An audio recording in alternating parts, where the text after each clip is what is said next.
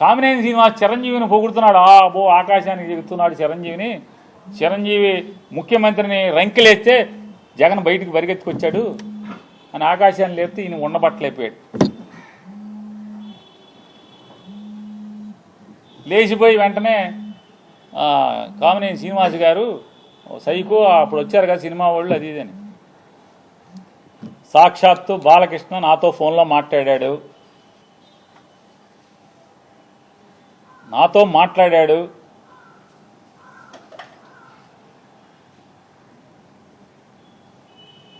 మాట్లాడాడే చెప్తున్నా. నాకు జన్మ ఇచ్చిన నా తల్లిదండ్రుల మీద ప్రమాణం చేస్తున్నా, నువ్వు చేయి నాతో మాట్లాడలేదని చెప్పాను.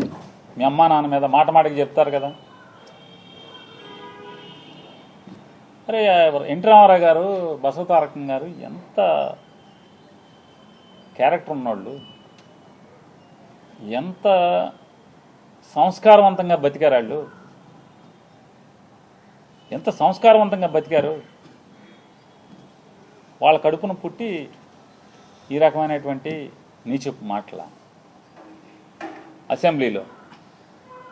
పోనీ ఎక్కడో అక్కడ కూర్చుని చీకట్లో మందేస్తా మాట్లాడామంటే అది వేరు. ఎవడో వీడియో తీసే ఫోన్లో తీసేశాడు బయట పెట్టేశాడంటే అర్థం ఉంది. అసెంబ్లీలో మాట్లాడతాం.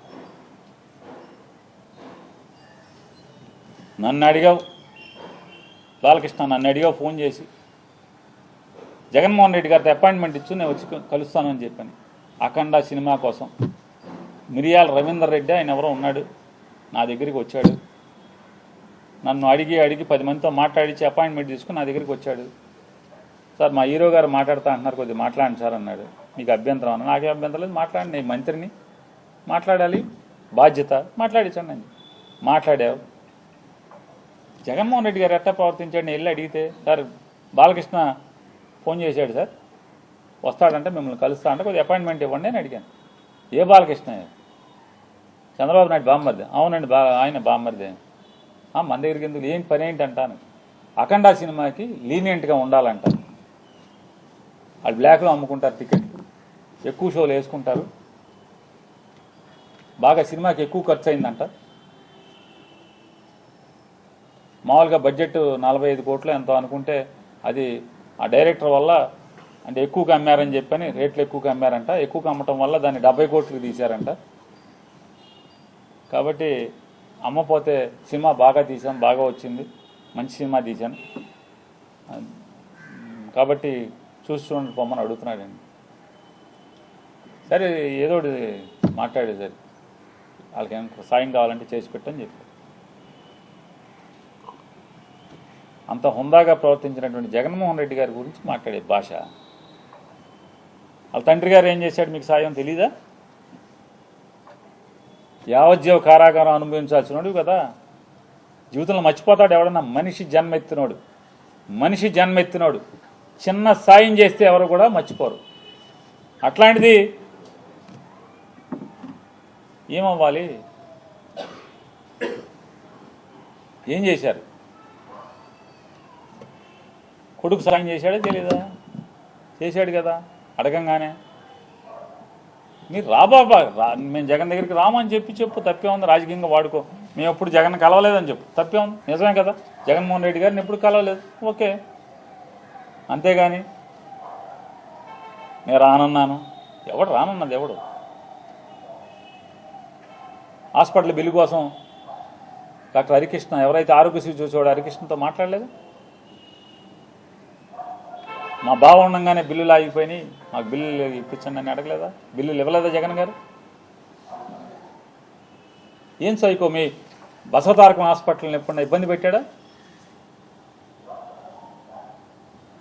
మీరు అమరావతిలో జగన్మోహన్ రెడ్డి గారికి ముందు అంటే మీ బావ గవర్నమెంట్లో బసవతారకం హాస్పిటల్ క్యాన్సర్ హాస్పిటల్కి మీరు స్థలం తీసుకుని జగన్ వచ్చాడని చెప్పి కట్టకుండా మీరు హాస్పిటల్ ఆపేసి ఇప్పుడు కొత్తగా శంకుస్థాపన చేస్తారు మీరు. అంటే ఎవడు సైకో? నువ్వో సైకో, జగన్మోహన్ రెడ్డి గారు సైకో బుద్ధులు, సైకో ఆలోచనలు ఎవరై? తప్పు కదా, ఇట్లా మాట్లాడొచ్చా అని అడుగుతున్నాను. ఇప్పుడు మీకు చిరంజీవి గారు అంటే పడదు, ఈర్ష్య ఉంది. పవన్ కళ్యాణ్ అంటే ఈర్ష్య ద్వేషాలు ఉన్నాయి. పట్టుకో అలా కూములు చచ్చిపోతున్నారు ఇంకో లోపల. అది మీ బావకే చెప్పుకోవాలి. బావా మనం సపరేట్గా తోసేద్దాం బావ, వీళ్ళని అనవసరం బావా, మనం 124 అలా 21 ఎంతో కదా, మన పనిలో మనం ఉందాం బావానా అని మీ బావకు చెప్పుకోవాలి. ఊరోళ్ళ మీద జగన్ మీద పడి ఏడవటం ఎందుకు?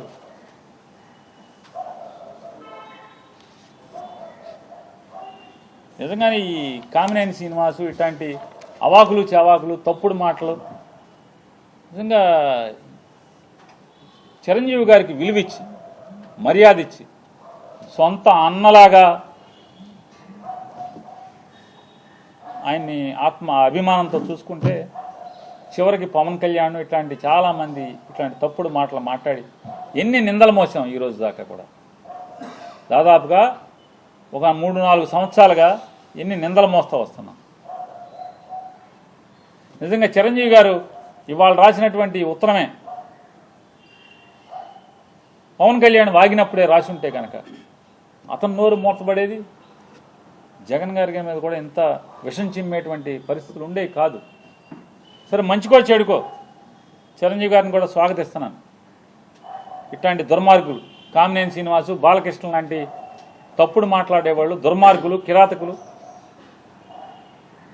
నోళ్లు మూయించేటువంటి మంచి పని వాళ్ళకైనా చేశారు చిరంజీవి గారు. ఆయన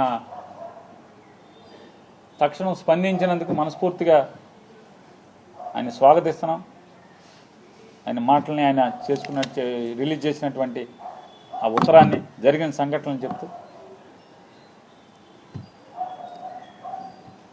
అంటే అంత గొప్పగా వాళ్ళని చూస్తే ఈ రోజుకి మేము తప్పులు చేసి ఉంటే, సినిమా ఇండస్ట్రీ పట్ల మేము తీసుకున్న నిర్ణయాలు తప్పుడు నిర్ణయాలు అయితే నారా చంద్రబాబు నాయుడు గారిని, పవన్ కళ్యాణ్ గారిని ఇద్దరిని నేను నిలదీస్తున్నాను. మేమిచ్చిన జీవో ఈ రోజుకి మీరు ఎందుకు ఇంప్లిమెంట్ చేస్తున్నారు? రద్దు చేయాలి కదా. మా నిర్ణయం తప్పుడుదైతే, సినిమా పరిశ్రమ పట్ల మేము తీసుకున్న నిర్ణయాలు తప్పుడు నిర్ణయాలు అయితే మీరు ఎందుకు రద్దు చేయట్లేదు? అదే జీవోను అనుసరించి వాళ్ళకి మీరు అందరికీ సినిమా రేట్లు ఎందుకు మీ దగ్గరికే రావాలని ఎందుకు కోరుకుంటున్నారు? ఆ రోజు జగన్మోహన్ రెడ్డి గారు సినిమా వాళ్ళని కాళ్ళకాడికి పిలిపించుకోవడం అని మీరు దుర్భాషలాడింది, మరి ఇవాళ మీరేం చేస్తున్నారంటున్నారు?